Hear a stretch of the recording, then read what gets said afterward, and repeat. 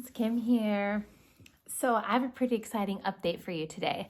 And I think you're going to be pretty surprised because I'm actually myself surprised. So Jed has had a great time in Ukraine. I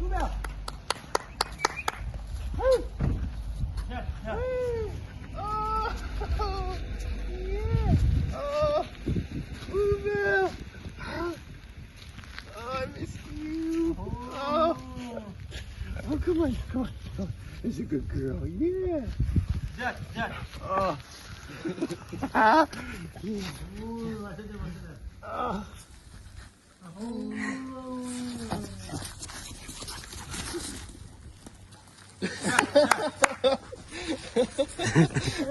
He's had a lot of good meetings, met with the mayor, met with the city council, just distributing humanitarian aid and figuring out how our team there can be the most useful and effective. Also, we had some moms and sons and with their adult sons with disabilities that are part of our group that were living inside A of the duplex since the war began. Our city has been pretty quiet for several weeks now, and so they all went home to their apartments, and the side A has been cleaned up to host refugees from the places where there's still a lot of fighting happening or places that have been devastated by the war. So Jed met with the mayor and the city council about, prioritizing people with disabilities living inside A of the duplex because it's totally set up and ready for people with disabilities. So that is a really exciting way that hopefully soon we'll be able to use that second half of the duplex where nobody's living right now.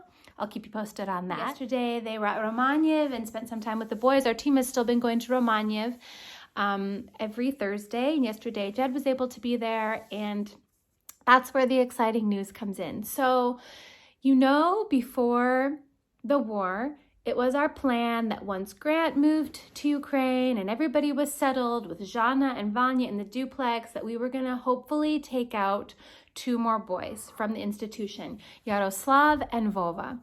They've been in our hearts for a very, very long time. We've just been waiting for house parents basically so that we could start the process to get guardianship of them. And then the war happened, and that has destroyed everything. And so we really have been mourning the fact that they are still sitting in the institution. And Jed had said at one point, I think I'm going to try to get them out of the institution while we're in Ukraine. Well, I'm in Ukraine, and I was excited about that idea, but also there's no way they're going to let you. And we kind of just put it on the back burner, it's not going to happen, it's a pipe dream.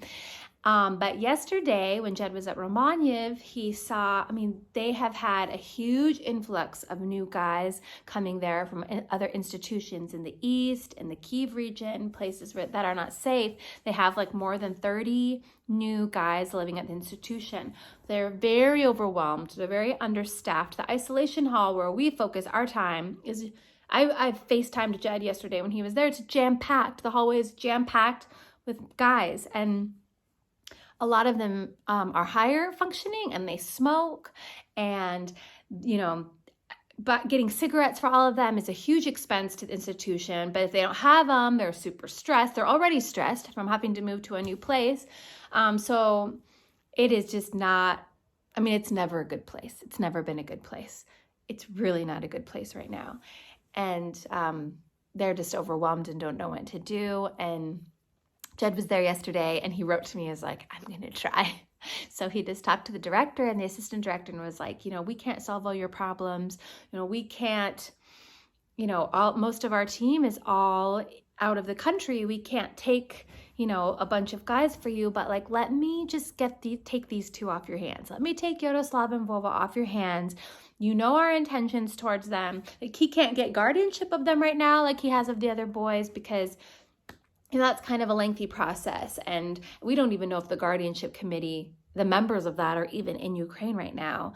So he was just you can just sign them out to me, and we will keep them safe. We'll get them medical care. They'll be loved and taken care of, and they know us. We have a long-standing relationship. They know our commitment to Ukraine and to that institution, and to that they know that we love our guys, and so they agreed. I'm still in shock. Jed texted me and he's like, it's happening. I mean, this is like, yeah. So today, Jed went to Romania. He signed the documents. The directors signed them out basically like that they're just on like a vacation. So they still reside at the institution, but they're temporarily not there. And Jed was able to take them. They're at the duplex right now. They're going to spend the night in the duplex, and then Jed will bring them to us tomorrow. So I don't know, Sunday or Monday. I have no idea how it's going to go on the road. But Sunday or Monday, they'll arrive to us here in Germany. And then, they're signed out until we feel that it's safe to go back to Ukraine. And then once we get back home, we'll pursue guardianship of them. And actually, I think even when we go back to Ukraine, they can still be signed out to us until guardianship committees and all of that is working again. So in the midst of all the tragedy and all the terribleness, God made a way for us to bust out 2 more people to freedom. I mean, we just had to go through the back door, but it happened. And, our commitment to our boys that are here, our commitment to Vova and Yaroslav is to the end of our lives, to the end of their lives. Like, we are committed to them for life. And so it is really important to us that they are removed from from the traumatic place that's becoming more traumatic and terrible all the time now, with an huge influx of new people. So before we were like, well, maybe we should just leave them there. Like right now that area is safe, but their immediate area where they live is not a safe place to be, and it never has been. And I'm just so thankful that this is one bright piece of news I can share with you, one story of redemption, that 2 more of our boys are free. Once we go back home, we're gonna have to figure out the whole house parent situation. But that's in the future, and I know God is going to provide. Ukraine is on a lot of people's hearts right now, and I'm confident that God will bring the right people when the time is right. We have the hands and the hearts here to take care of them. I mean, it's going to stretch us.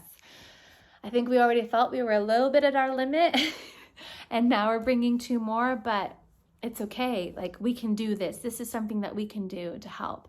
And, right now, the government of Ukraine, the armed forces, they're asking people that have become refugees to not return right now, because it's just a strain on the small amount of resources that are available in Ukraine right now. And so we know it's right for us to stay put. Even though our city has been peaceful for a bit, it's right and it's good for us to stay put, because we have so many people here that need extra help. It's just a drain on this system that's already barely standing. And so we feel really glad to be able to bring our boys out. And yeah, we're just so excited. I can't even believe it.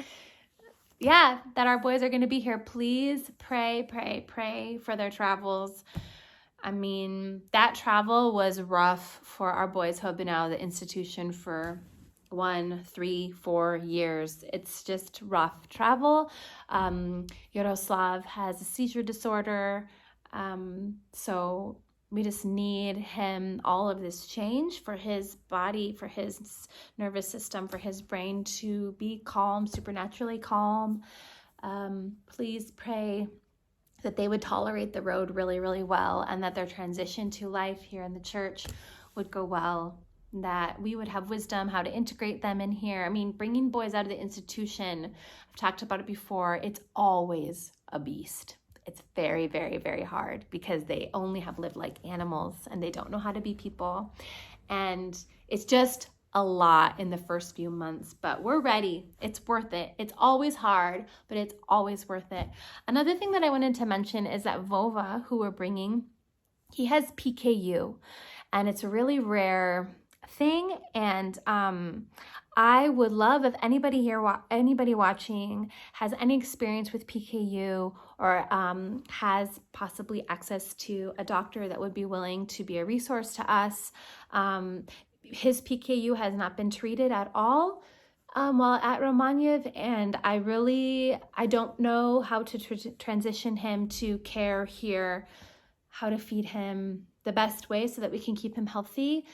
So if you know about PKU and you would like to be a resource for us, please reply to me. I want to do the best for him, and I know we're not going to be able to get him to a doctor here immediately. So if you're able to help in that area or know someone who is, please pass our information on to them, and I will be really happy to have some help in that area. Otherwise, we're good. Happy Easter. Please keep praying. Please keep praying for Ukraine. We say, like, we don't even have tears anymore. We don't have tears anymore. It's just an aching pain in our hearts for our home. And just keep praying. And thank you for all your prayer and support up to this point. Keep it coming, because we're about to head into some very interesting territory with our new boys. I will keep you posted. Hooray! Bye! Сьогодні щасливий. Папа! Папа! Hey! Papa! We're getting out of this joint. Ярик, хто там? Papa! Де папа, покажи. Ну, що там, Ярик? Скажи привіт. Хай.